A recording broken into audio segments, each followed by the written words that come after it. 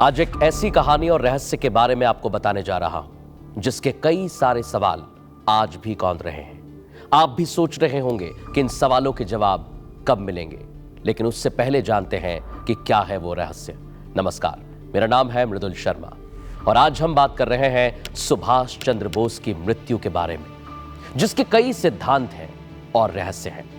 आधिकारिक तौर पर उनकी मृत्यु 18 अगस्त 1945 को ताइवान में एक विमान दुर्घटना में हुई थी, लेकिन इस बात को लेकर कई विवाद और संदेह हैं।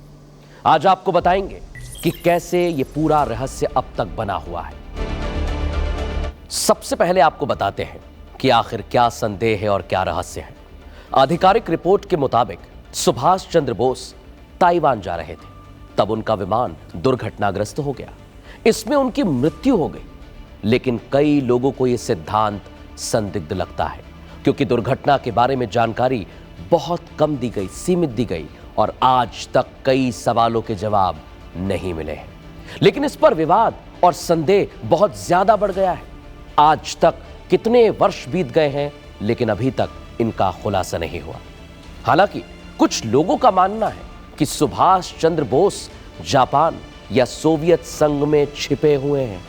कुछ अन्य सिद्धांत तो यह भी बताते हैं कि वो भारत वापस आए और एक साधु के रूप में जीवन बिता रहे हैं। जस्टिस मुखर्जी आयोग की एक रिपोर्ट ने विमान दुर्घटना के सिद्धांतों को चुनौती भी दी है, लेकिन यह तो वो आधिकारिक डेटा हो गया जो हमने आपको बताया। लेकिन आखिर ये रहस्य क्यों बना हुआ है? सुभाष चंद्र बोस की मृत्यु के बारे में आज तक कोई क्यों पता नहीं लगा पाया? क्योंकि दुर्घटना के बारे में जानकारी बहुत सीमित है। कई सवाल हैं कि वो कैसे गए, दुर्घटना कब हुई, उनका शव कहां पर है, इसके बाद क्या हुआ। ये सवाल आज तक कौंध रहे हैं।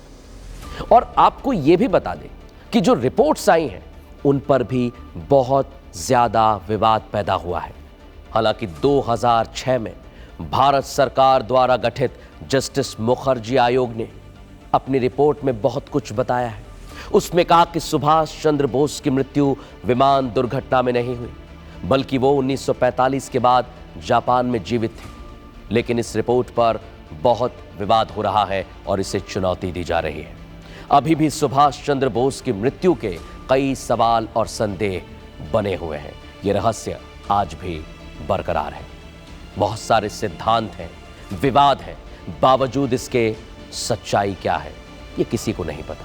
हालांकि उनकी विरासत और योगदान को याद रखने के लिए हमें उनकी मृत्यु के रहस्य को सुलझाने के प्रयास करना चाहिए।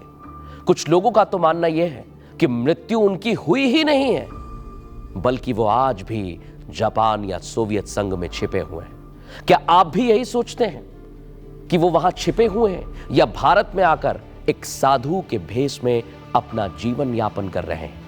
रहस्य के बारे में आप क्या जानते हैं और क्या सुनना चाहते हैं, यह हमें कमेंट में जरूर बताइए।